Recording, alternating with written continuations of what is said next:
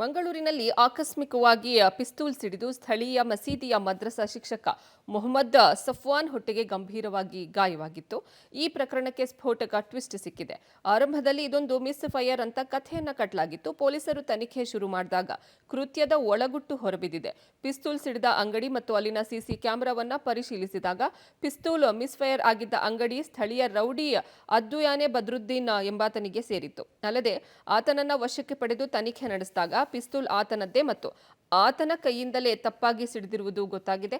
2 ವರ್ಷಗಳ ಹಿಂದೆ ನಿಷೇಧಿತ ಪಿಎಫ್ಐ ಸಂಘಟನೆಯಲ್ಲಿ ಸಕ್ರಿಯ ಸದಸ್ಯನಾಗಿದ್ದ ಬದ್ರುದ್ದೀನ್ಗೆ ಇಮ್ರಾನ್ ಎಂಬಾತ ಪಿಸ್ತೂಲನ್ನು ಒದಗಿಸಿದ್ದ ಅನ್ನೋದನ್ನ ಪೊಲೀಸರು ಪತ್ತೆ ಹಚ್ಚಿದ್ದಾರೆ.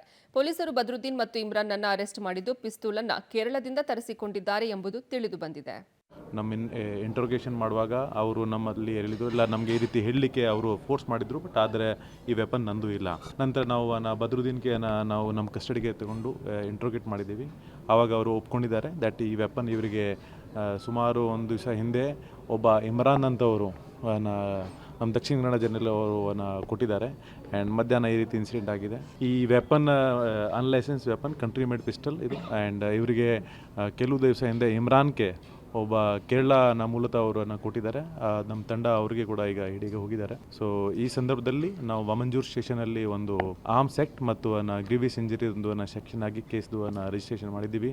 ಮತ್ತು ಬದ್ರುದ್ದೀನ್ಗೆ ಈಗ